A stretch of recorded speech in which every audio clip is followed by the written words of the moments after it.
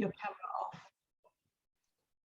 Okay, well, good afternoon and welcome to this free webinar about why should schools use social media.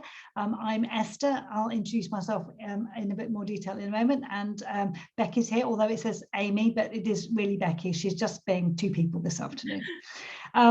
So I think that, you know, all organisations, whether you're a business, whether you're a school, whatever, we need to try and kind of navigate our way through today's kind of fast changing digital landscape, and get ourselves seen and raise awareness of all the great stuff that's going on in our organisations. So this is really about helping you to understand how your schools could be using social media and digital marketing to grow your online presence, and get your message out there. So over the next kind of few minutes, maybe 45 minutes, we're going to look at some of the stats to do with social media. We're going to look at social media as a communication channel, as an engagement tool, and as a marketing tool. And then we're going to look at 6 ways to showcase your school on social media. So I'm going to hand over to Beccie, and she can tell you about who she is and what she does. So I'm Beccie Hawes, and I have the pleasure and privilege of being the head of service with Cadmus Inclusive. And Cadmus Inclusive is based in Walsall in the West Midlands, and it's part of a bigger machine known as Cadmus Services. So at the moment, my role is supporting and leading a fabulous team of ladies that go into a number from I'm worried about this child, what do I do about them, all the way through to some Ofsted work, some training, consultancy and coaching and mentoring work, all around inclusion and vulnerable pupils. And we're working at the moment with about 293 different schools across the world, because through our social media with Esther's help, we've been able to work with schools in India and all sorts of places that we wouldn't have engaged with before. That's cool. Wowza. That's really great. So through the presentation, I'm going to give you kind of the background and some theory, and then Beckie's going to talk about the practicalities, and how they're actually using social media in their service. So just to tell you a little bit about me, so I'm Esther, and I work with schools and businesses to promote themselves online. Apart from running my business, which is called Online Media Works, I also run a women's networking event, and I teach social media for 3 UK universities, digital marketing, entrepreneurship, all those kind of things. So I'm really pleased that you're here this afternoon to chat about social media with us. If you've got any questions as we're going through, please feel free to either unmute yourself and ask them, or to type them in the chat. That would be great, and we'll try and answer any questions as we go through. So just to give you a bit of an overview of what the kind of digital landscape looks like, this is the kind of up-to-date stats. So these are the kind of 2021, what happens in an internet minute. So I think, like it or not, sort of social media is here to stay. And according to Statista, the UK was home to 53 million active social media users as of January 2021. So probably that number's gone up a bit since then. So that's like a social media penetration of the UK population of approaching 78%. So that's a lot of people that are online within the UK. So whether it's to kind of communicate or sell stuff or share news or hire new staff or entertain us with, you know, funny cat videos or whatever it is, you know, social media has radically changed the way that we live our lives. So as individuals, we can kind of keep up with our friends and our family, but also as organizations, it means that we can build up those kind of relationships, and build a community around our school, around our organization online. So whether that's with kind of other educational professionals, or whether that's with other schools or parents or carers or governors, whatever it happens to be, we have that opportunity. And you know, I think that what this kind of chart always kind of resonates with me is the fact how busy everything is. You know, you could have all those pings of notifications coming from texts and messages and, you know, emails, and there's so much stuff coming at us all the time. And that means that there's so much stuff coming at our stakeholders, at our governors, at our parents and carers, you know, and so to get our message out there, we really need to bear all of that in mind, so that we're kind of creating engaging content that we think they'll find interesting or kind of useful or whatever. And Beccie, is there anything what kind of resonates with you on that slide? And I think, again, it's realising that there is actually an audience sat out there waiting for our content. That's the huge thing, to know that there are that many people there, and that actually we've got stuff that's relevant and important about our schools, that if we get that out there and share that, we've got all of these people sat there waiting for that content. That it's looking at that, you think, oh, I could go on all of those social media channels. It's knowing which ones are going to be the most effective for me and my school, and which is going to give me the audience I want. Yeah, and I think we'll talk about that as we go through, about how we can know where we should be hanging out, because obviously we've only got limited time, limited resources. This is something that we're doing probably in addition to all of those other things that we're doing in our day-to-day role. So it's not like we can just be on social media 24/7. So no, that's a good point. So I think if we start to think about social media as a communication channel, I think marketing a school doesn't necessarily start and end with the website. You know, we also need to kind of look at how we can use other channels to get our message out there. So maybe it's about increasing communication. It may be about helping parents to understand what's going on in the classroom and how they can kind of support what the expectation of the school is. It may be about just building our online presence, so people within our kind of local community know what's going on in schools, whether we've got, I don't know, a Christmas fair or an open day or whatever, that they might share that with the people that they're also on kind of social media with.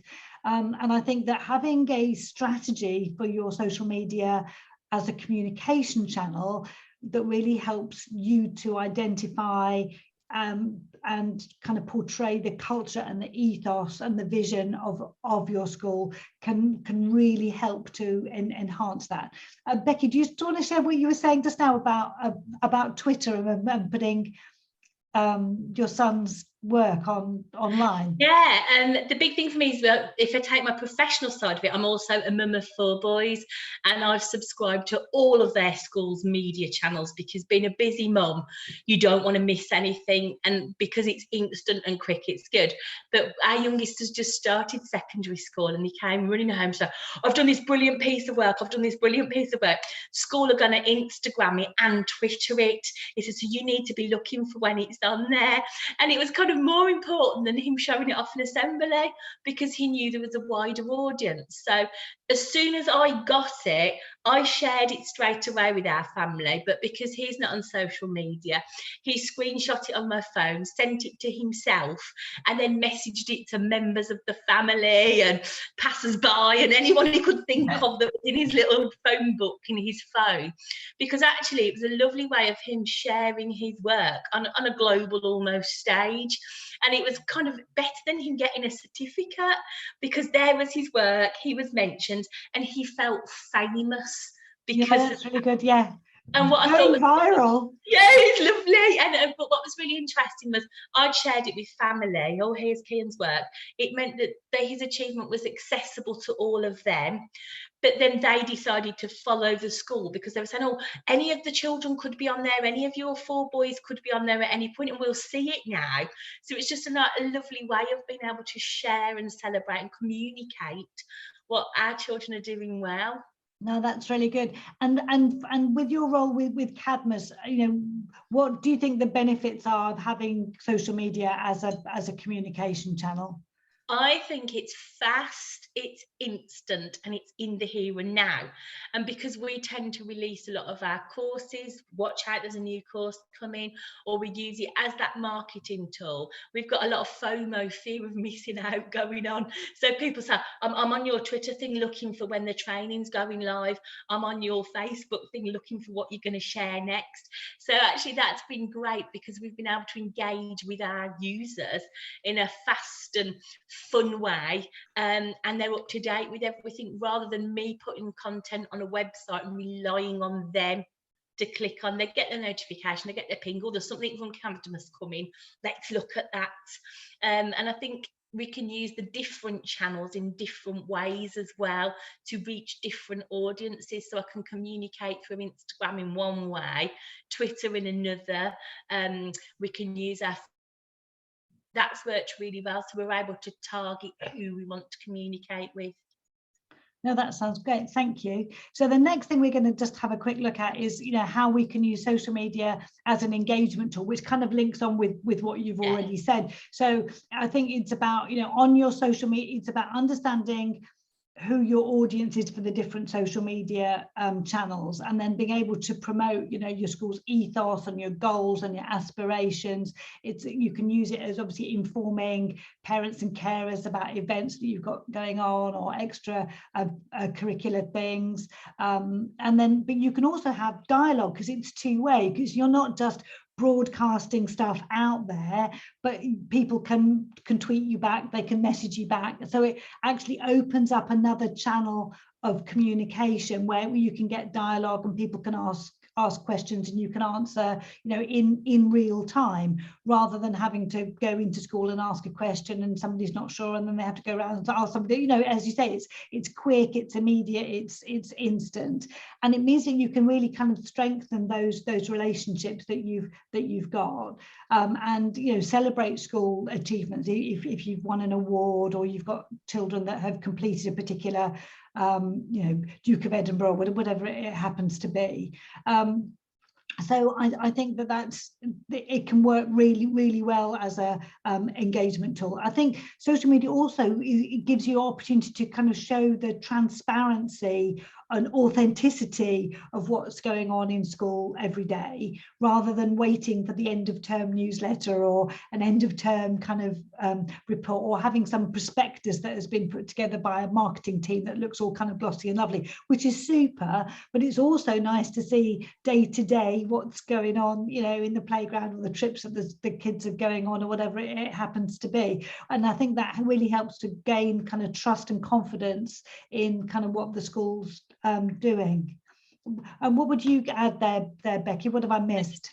If I think about us re-communicating with other schools on the whole, the thing that is really important for us is that we show what we're like on a day-to-day business type thing. This is what we are, and we become very real. Whereas instead of these glossy shots or odd little things here and there, it's this ongoing, hey, come and find out about us. And we don't just then communicate the front-facing bit of the surface, but it's the people behind it, what's special about it, what's unique about it. Here's a new thing we've just got. So we really can share and show we're progressing and moving forwards all of the time. I think it's really interesting that with our Facebook page, that's predominantly parents that look, because we often tweet on there, we often place on Facebook, we post things about, might this,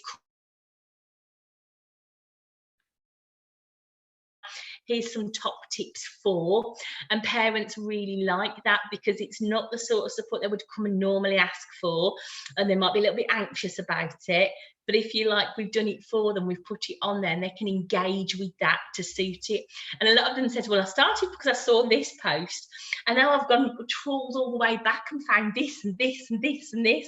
And that's great. I think the other thing for me that's great with engagement for the service is people can get to know the professionals from my team and get to know them more as humans. So when perhaps it's said that your child needs some extra help, this lady's going to come and do an assessment, it's less scary, because I've seen her picture, she's tweeted about this, she knows about that. So they can almost check us out before and vet us, but in a softer, more friendly way. Oh, that sounds great. And then you mentioned about the fact that, you know, you've got contacts now both all over the UK but also abroad as well. So how are you using your social media as a marketing tool? I think where we've used it well, it's letting them know the essence of us. So they get to know us, they feel they know us on more of a personal level, because people buy from people. And if I'm wanting to choose a school for my child, I'm going to look at their social media to get to know them in that little bit more depth. So it's about people buying from people, so I can show you people in a really human way through the service, and you can get to know our ethos and our core, which is really important. And then in terms of expanding our contacts, it's literally been following various people who followed us back, and then we've had kind of conversations, but also it's about us having conversations and interacting with other people's posts. So I ended up working with an educational psychologist who I have fangirled after for years, and I was always too scared to like approach her at conferences and speak to her. She gave a brilliant tweet. I put a little comment in. She tweeted me back, so I tweeted her back. And then I thought, I've got brave now, we're friends, because we've had like 4 tweets. So based on that, I just sent her a direct message with do you want to hear more about our service? And the response was, yes, please. And that was wonderful. So I could actually, you know, build contacts with people that I wouldn't have dreamt of going and speaking to. No, that's right. I suppose it's an easier way of kind of building up those relationships, rather than cold emailing people or cold messaging people on LinkedIn, for example, and they're like, well, who are you? We don't know who you are from Adam. Why would we connect with you? But by interacting with what they're posting and what they're doing, you're able to build up that sort of reciprocal sort of relationship. And then you're right, it kind of gives you access to people that are in pre-social media times you'd have had to wait for a conference, or maybe even write them a snail mail letter, or something different. But this is a bit more, I don't know, a bit more kind of friendly, a bit more personal, really. And it's kind of a bit more socially acceptable, and I'm less likely to make a social faux pas because I've done the spade work. The other thing for me that I think has been really helpful is when I look at other people's social media feeds, and they might write, oh, I've got a problem with this, or we're really worried about reading, has anyone got any ideas? And I've been able to go, oh, we have, and I can support you with that. We've got this. Could that help?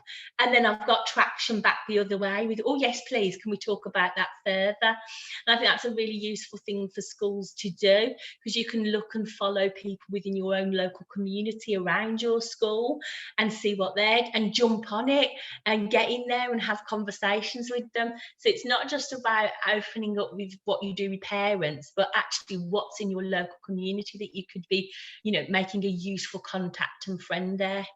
No, that I think that's important. And while you were just talking about kind of sharing resources, it made me think about what you've done on Pinterest. So do you want to tell, because Pinterest is one of those sort of a bit overlooked, so I think, social media platforms, but I think schools could use Pinterest in a really, really innovative, kind of creative way. So do you mind just sharing what you've done on Pinterest? So our Pinterest page was, I'd never used it. I just thought it was for like planning weddings, because you'd collect all pictures of things. Hairdos. Hairdos and flowers. And Esther suggested, well, why don't you curate and collate useful things that other people could tap into? So if I tell you, on average, I get 4,500 people visit my Pinterest page a month. That's amazing. Well done, you. Really, we had this nice lady called Esther who helped me understand it. She's very good. But what we did was, we had this thing by where, for every course I ran, our service decided to set up a Pinterest page linked to it. So you could come on a course for multisensory spelling, and if you go on our Pinterest page, you click on our multisensory spelling board, and there are hundreds of pictures of resources, lesson ideas, things we've done, all collated there for you to have a quick scroll through. And lots of people really find that helpful. So there's one on memory, one on attention deficit and hyperactivity disorder, one on visual timelines. I think for a school where it could be really useful is you could collect things for your parents to look at. So those resources, practical things, ideas for things you can do with your children, because actually that's a very supportive thing for a parent, because if they're worried about how to help your spelling Pinterest page, you could have on there lots of photographs of lovely things that you've done with children to help them improve their spelling. So, you know, all the multisensory stuff, tracing in sand, drawing in sensory bags, all of those lovely things with magnetic letters that you do. And you could have collections of those that supported homework. And I think parents would find that super helpful. And what we found, it's our early career teachers that are really accessing our Pinterest pages right now. But I think it's a lovely way of being able to curate lots of good ideas in one place. And you can signpost someone very quickly who clicks on a board and they like that, they click on another board and another board and another board. But we found it's very easy and quick to do, so it works beautifully. And so you can just give people the link to that board, can't you? Yes. so that they end up directly where you want them to be. Because I think sometimes if we just send people, say, oh, we've got some resources on Pinterest, it's one of those very easy platforms to disappear down the rabbit hole and come out 3 hours later and forget why you went in the first place. So we have lots of people bring their phones to our training sessions. I actually build in a moment by which here's the link, go and have a look, and they actually have a look while they're sat in front of me. But then that leads them to, and I'll have a look at that board as well. Oh, there's another one here, and I'll have a look at that. So sometimes I think we tell everyone to turn their phones off and put them away, but there could be actual times in which we could encourage and direct parents and carers to look at our social media channels in our school meetings, during parents' evening, those kinds of things. No, that's good. Stuart's put a question in the chat. He says, is there such a thing as posting too much, or is it best to keep posting? So what do you, if you give your answer first, and then I'll genuinely, we try and post on all of them at least 3 times a week, at least. And a maximum sort of two times. What we don't want to do is overload 76 posts on a Monday and none for 3 weeks. We like to kind of keep us going. I take a dripping tap approach because it keeps us little and often in people's consciousness. Yeah. And they're all looking, thinking, oh, there'll be something on there. There'll be something on there soon. So I actually think it's important to keep posting, but to make sure it's fairly regular, but also interesting. It's not the same thing over and over again. But no, Stuart, I would definitely recommend that you kind of go for at least 3 times a week, because you need to keep out there, keep your profile high. And apart from what you said, which is absolutely spot on, the thing that I would add to that is the fact that you're not just training your followers, but you're also training the algorithm to know that you are, you know, that the algorithm can know, like, and trust your content that's going out. So it's, the algorithm likes you to be consistent. So if you think you can cope with doing 3 times a week, then stick with 3 times a week and do that. If you think that you can actually only post once a week, then that's absolutely fine. That's right for you and your organization. But then do post consistently once a week. What the algorithm can't cope with, because it can't get its head around it, is the fact, that you have a flurry of, as you said, 72 posts and then nothing for 3 weeks. And the algorithm's like, oh no, I don't know what to do. Because actually, as it gets used to the fact that you're posting regularly, and it knows you're posting regularly, it will then show your post to more people. So yeah, that's what I, that so it doesn't have to be frequent, but it has to be consistent. Jazz says that they try to post once a day, which works for them. So yes, it's we'll talk in a minute about how we can manage the kind of posting strategy, because I think, again, it's really important to try and pull in different people from across the organization, so it's not down to the one person to have to try and kind of come up with all the stuff all the time, because that's a very difficult thing to do. One of the schools has cracked that beautifully, Esther, because what they do is they have takeover days. Yes. On Monday, it's the responsibility of the special needs department. Tuesday, maths. Wednesday's the English leader, and so on. That works beautifully. Yeah. Or some of them have been allowing children to take over with adult guidance. So, you know, children therefore, as part of their computing curriculum, have run social media for that day, which I think is brilliant. No, that's really good. So just as an aside here, but what do you have in place in terms of like a social media policy, just to make sure that everybody's, you know, adhering to the same rules and that there's that kind of level of protection there? Yeah, we've got, in terms of, we look at it from safeguarding first. Yes. Safeguarding. So we've got our digital online policies around that. But then where I've worked with lots of schools and supported them, we've actually got it sort of set in policy as to which days is who, what is acceptable and what is definitely not acceptable. And we've spelt that out, and we ran it through a focus group first. So we actually talked to parents to say what would be acceptable and unacceptable to you, what would you expect to see, not expect to see, and that's worked really, really well. And we keep, then every so often we'll see good practice of the use of my staff using it, and we just save those ones to show regularly, hey, here's some really good practice because it's safe, it's good stuff, it shows us well in this way. So we just revisit that very regularly. No, that's good. I think it's obviously, it's vitally important that we have those kind of things set in place.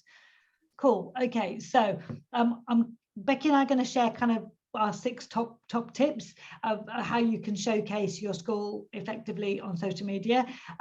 The first thing I would like to say is set up all the channels. But if I say set up all the channels, I don't mean you have to have regular posting to all of the channels, because I think that's probably too much. So I would set up, for example, a school LinkedIn page, a school Facebook page, a Twitter account, a Pinterest, and maybe an Instagram. Are there any others? Is it 5 you've got? Is that right? Yeah, we've got that. We've got those. Yeah. And it started off because I just flirted with Twitter, but then that flirt with Twitter, I had to get over my Facebook fear. But once I did that was fine. Actually, that's worked beautifully. And then I had to work out what's Instagram and become relevant in that. And once we got sorted with that, the rest just followed. And we've actually found it's better to have a range of platforms, but to use them with a different outcome in mind and a different audience. And once we'd cracked that with Esther's help, we flew. No, I think that's right. So it's about knowing which of your target audiences is likely to be on those different platforms. So, for example, you might find that it's other educational professionals that are on either LinkedIn or Twitter, and it could be kind of local communities, businesses also on LinkedIn and Twitter, but it may well be parents and carers who are on Facebook. On Pinterest, it might be, again, other educational professionals, but also it might be parents and carers. So again, it's knowing who your target audience is for each platform and not necessarily putting the same content out on each platform. But if you're thinking, oh my gosh, 5 platforms is kind of too much overwhelm, what I would suggest you do is set the platforms up and then either have a pinned tweet or a pinned post or whatever at the top that says, thank you so much for finding us here. We like hanging out on Facebook, on Twitter, on LinkedIn, wherever it happens to be, because you can't be everywhere equally, because we all have got limited time and sort of limited resources.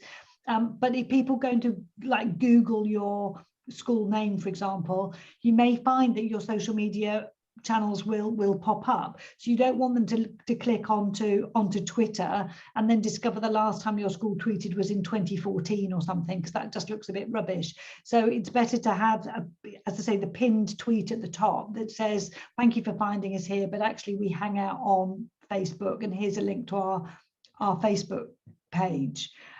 Because I think you just don't know where people are going to find you. Oh, the other thing that I would set up, and it's not really a social media platform, but it's really, really helping schools get found online, is the free Google My Business profile listing.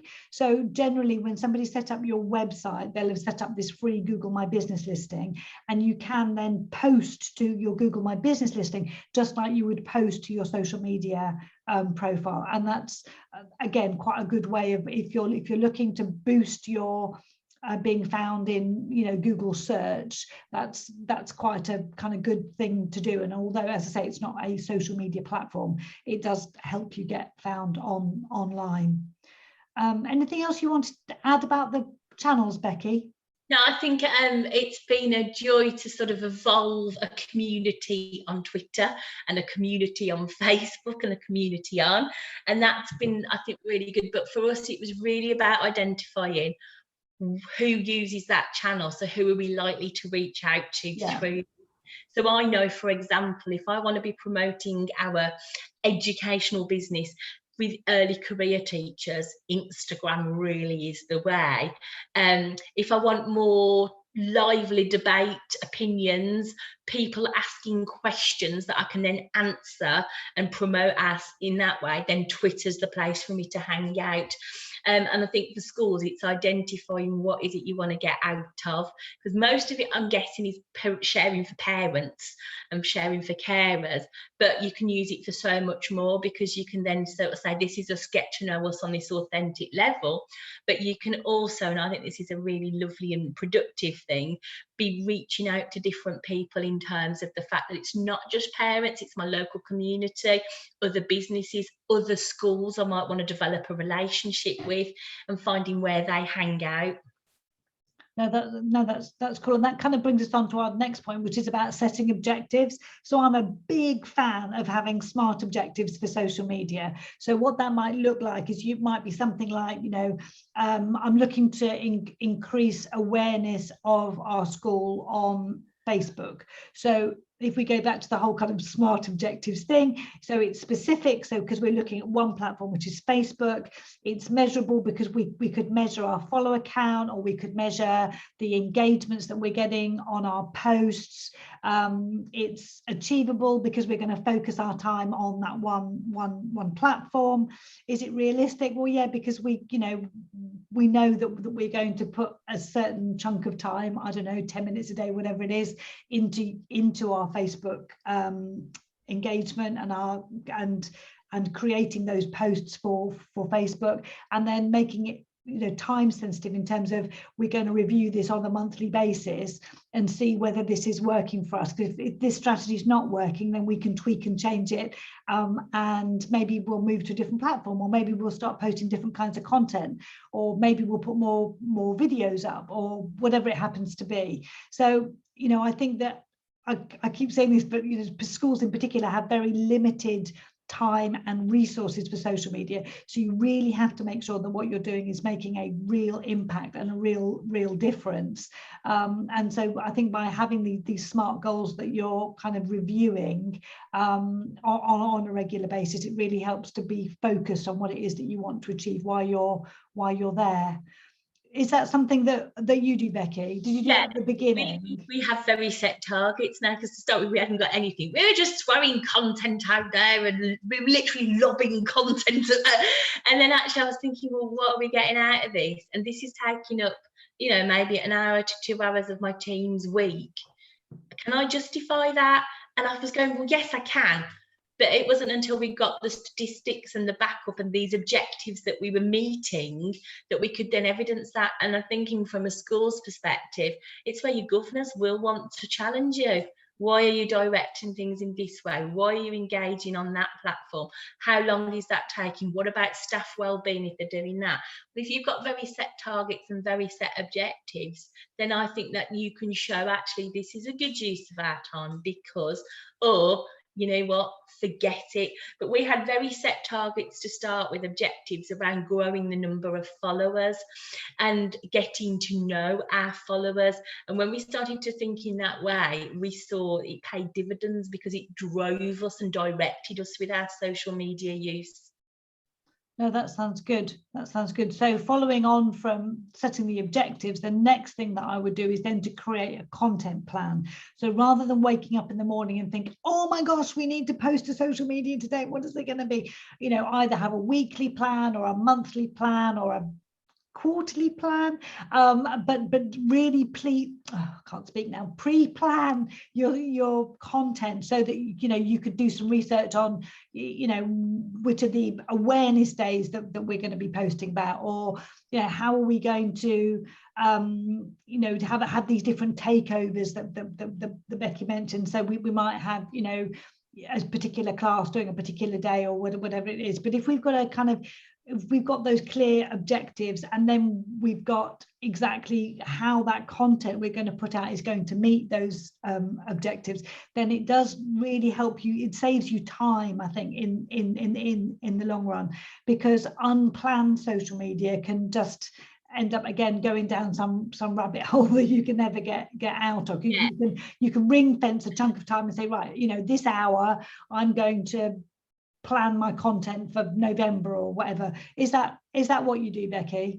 Yeah, and also because we've got a clear plan as to which particular days we might go down a certain route, or we know we've got these courses coming up, or this piece of work that lends itself beautifully to a tweet, rather than just, as I said, lobbing content out there like we were doing before.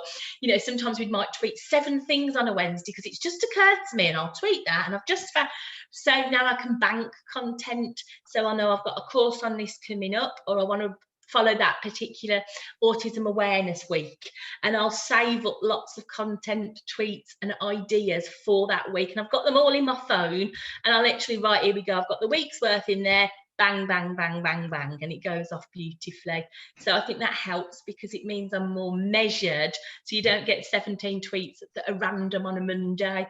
It definitely is more strategic and considered on our part, and that comes across well. No, that's good. So do you schedule out your content in advance, or are you always kind of doing it live natively on the platforms? We played with both opportunities. So I think if it's an awareness week that you've got coming up and something that lends itself, we do schedule them, and I can schedule in a grand worth and off it goes.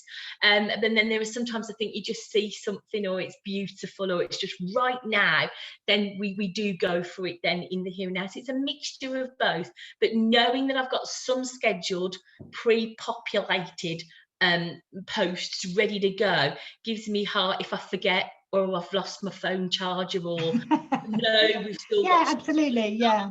No, that's good. No, that's good. Okay.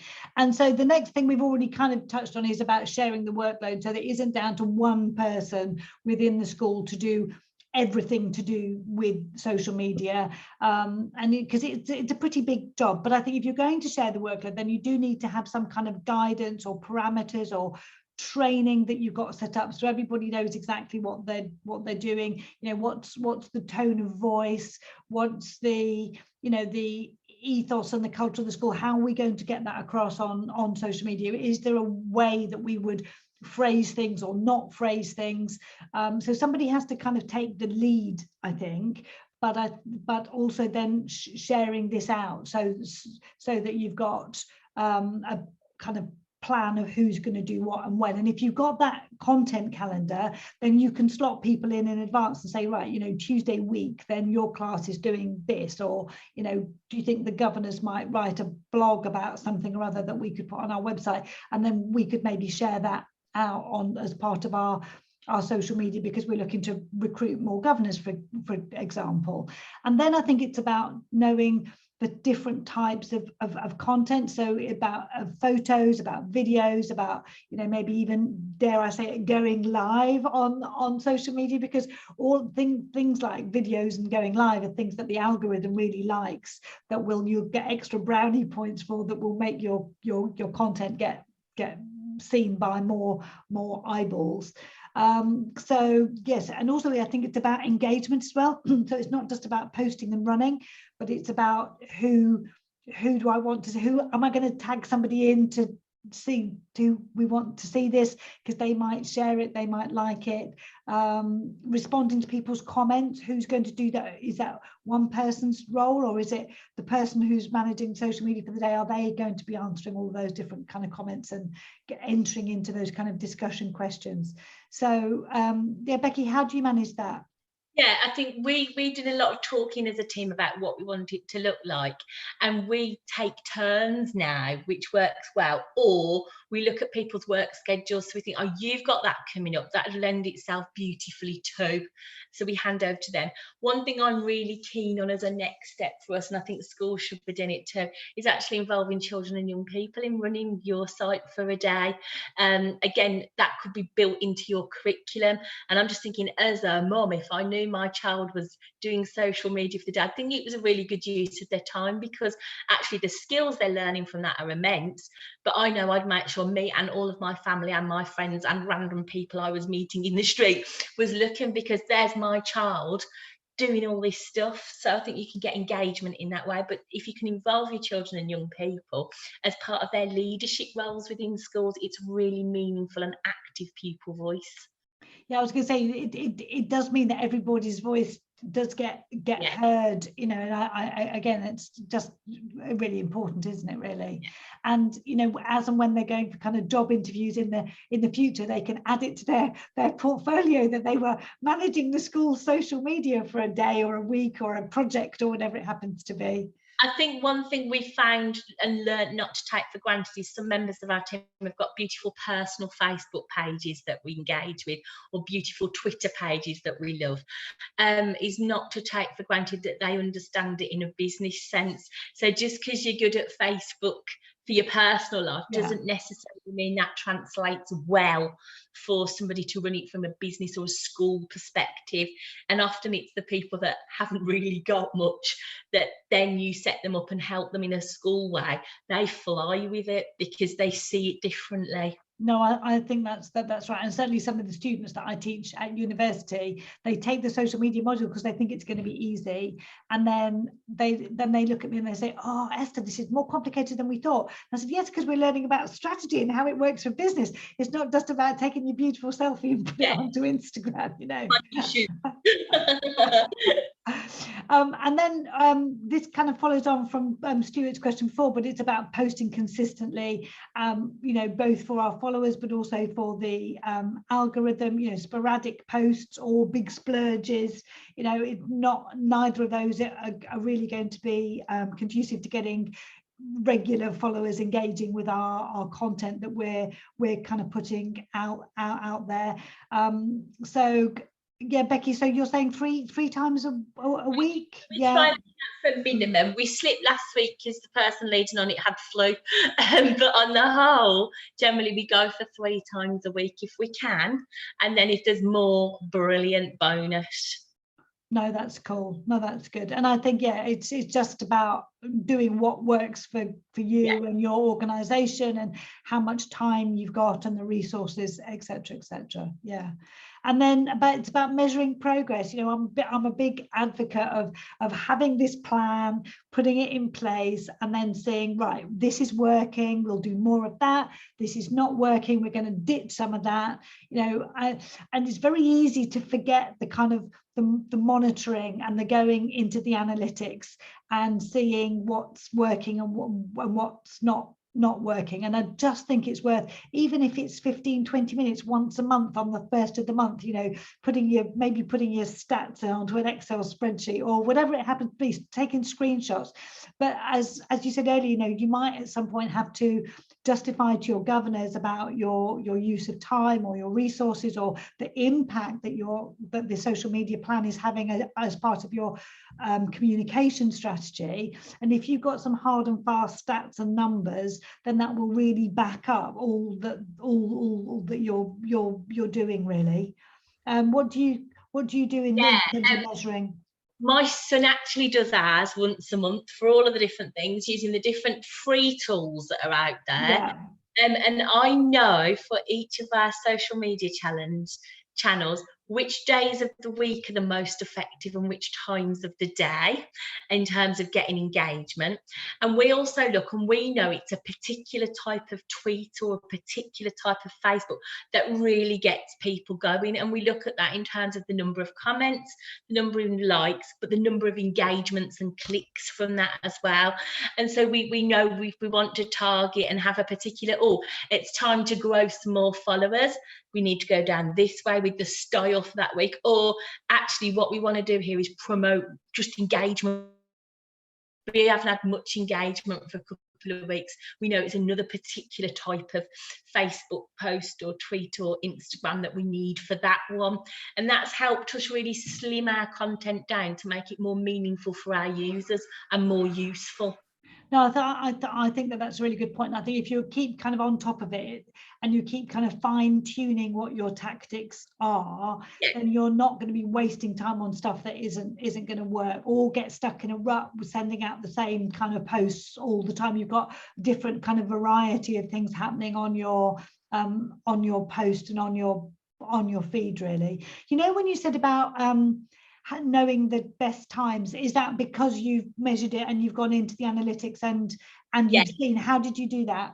Yeah, so there are various different tools out there that you can use, but we use I think, is it Twitonomy or something? Yes.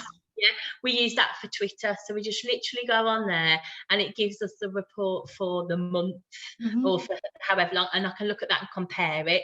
For Facebook, we use the Facebook Business Suite stuff, and we just go straight into the analytics. Same with Instagram, and it's really helped us tidy up our posts. Cool, that sounds really good. So thoughts, questions? You know, I would like to say thank you so much to you for being here this afternoon. Really appreciated all of your input, Beccie. But you know, if anybody would like to have a virtual coffee with me, completely, you know, no obligation to sell you anything, but just to chat about your social media and, you know, how you're doing it now and how we could maybe do it better in the future, then, you know, please do send me an email. We can arrange a time to do that. Does anybody have any other questions, thoughts about social media and kind of what you're doing at the moment? Feel free to either, I'll tell you what, I'll stop